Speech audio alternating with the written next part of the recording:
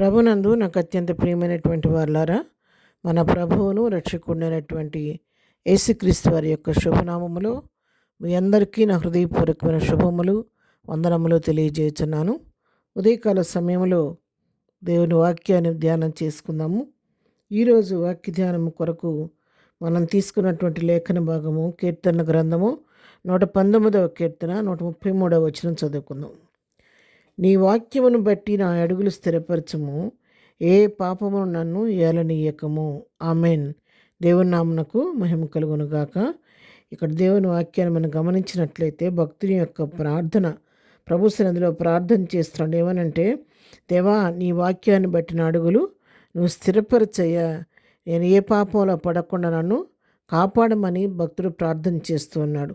ఈ ప్రార్థన పిల్లరా మనందరూ నేర్చుకొని మనం కూడా ప్రతిదినము ఈ ప్రార్థన చేసుకోవడం ఎంతైనా అవసరం. ఎందుకంటే మరి ఈ లోకంలో జీవిస్తున్నప్పుడు మనకు తెలిసి తెలియకుండా ఏదో ఒక విధంగా పాపం మనకు అంటుతూ ఉంటుంది. కాబట్టి మరి తొట్టిపడే పరిస్థితులు వస్తూ ఉంటాయి. కాబట్టి ఆ విధంగా పాపము దోషం మనకు అంటకుండా ఉండి మనం ప్రత్యేకించబడిన వారిగా క్రీస్తుని పూరి లోకంలో జీవించాలంటే దేవుని సహాయం మనకు కావాలి. ఆయన వాక్యాన్ని బట్టి నడుచుకునే అనుభవం కూడా మనకు కావాలి.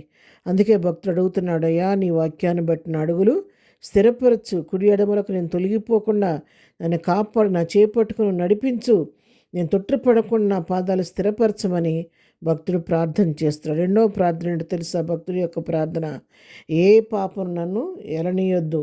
మరి పాపిష్టిలోకి నేను జీవిస్తుండగా ఏ పాపం కూడా నా మీద ఎలుబడి చేయకుండా ఆ పాపాన్ని జయించే కృప నాకు దయచేయమని దేవుని సన్నిధిలో ప్రార్థన చేస్తున్నాడు. మరి దావీదు కూడా దేవుని సన్నిధిలో మరింతో స్పష్టంగా చెప్తున్నాడు. ఇక్కడ కీర్తన 40వ కీర్తన మరి 2వ వచనం మనం చదువుకున్నట్లయితే, నాశనకరమైన గుంటలో నుండి జిగటగల దొంగ ఊబిలో నుండి నన్ను లేవనెత్తెను, నన్ను పైకెత్తెను, నా పాదములు బండ మీద నిలిపి నా అడుగులు స్థిరపరిచెను. ఇక్కడ చూడండి, దావీదు ఎంతో సాక్ష్యం ఇస్తున్నాడు.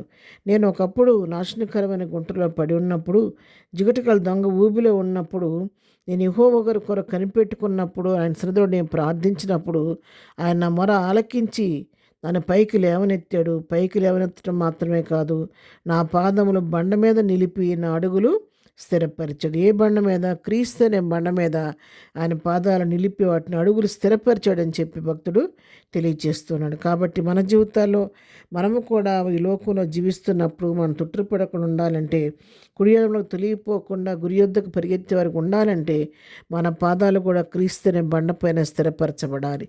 ఆ విధంగా స్థిరపరచబడినప్పుడు దేవుని వాక్యాన్ని బట్టి మన పాదాలను స్థిరపరచమని ప్రభు సహాయం వేడుకున్నప్పుడు ఆయన మన పాదాలను స్థిరపరిచే దేవుడు. అందుకే కీర్తన గ్రంథం 119వ కీర్తన అని 11వ వచనం చూస్తే, నీ ఎదుటి నేను పాపం చేయకున్నట్లు నా హృదయంలో నీ వాక్యం నేను ఉంచుకొనినానని చెప్పి కీర్తనాకారుడు చెప్పినట్లుగా దేవుని వాక్యాన్ని మనం చదివి నేర్చుకొని ఆ వాక్యంతో మన హృదయాన్ని నింపుకుంటే, వాక్యం మన హృదయంలో ఉంటే మనం పాపం చేయడానికి సాహసించం. కాబట్టి వాక్యానికి మనం ప్రథమ స్థానం ఇచ్చి వాక్యంతో మన హృదయాలను నింపుకోవాలని, అప్పుడు మన జీవితాలు మనం తొట్టిపడకుండా తిననైన మార్గంలో, ప్రభుకి ఇష్టమైన మార్గంలో, ప్రభువును పోలి లోకంలో జీవించే వరకు ఉంటామన్న సత్యాన్ని ఇక్కడ ఈ వాక్యం ద్వారా భక్తులు మనకు తెలియచేస్తూ ఉన్నాడు.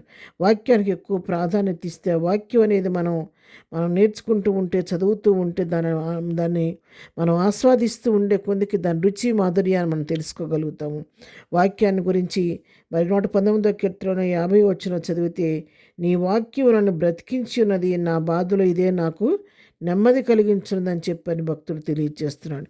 ఇక్కడ భక్తుడు ఏమంటాడంటే, నీ వాక్యం నన్ను బ్రతికించింది, నేను కృంగినప్పుడు మరణాపాయ పరిస్థితి ఉన్నప్పుడు నీ వాక్యం బ్రతికిస్తుంది, వాక్యం నన్ను నా బాధలో నాకు నెమ్మది కలుగు చేస్తుందని చెప్తున్నాను. కాబట్టి ఉదయకాల వాక్యం ప్రియులారా, వాక్యం వినే అనుభవం, చదివే అనుభవం మీకుందో లేదో ఒకరింతవరకు లేకపోతే అలవాటు చేసుకోండి. వాక్యం మిమ్మల్ని బ్రతికిస్తుంది. వాక్యం మీ బాధలు మీకు నెమ్మది కలుగు చేస్తుంది. మీ పాదాలు తొట్టిపడకుండా స్థిరపరిచి ప్రభువును పోలి జీవించే కృప మీకు అనుగ్రహిస్తుంది. కాబట్టి అటు వాక్యానికి ప్రాధాన్యత ఇచ్చి వాక్యాన్ని చదివి ప్రభువులో స్థిరపడాలని కోరుకుంటున్నాను.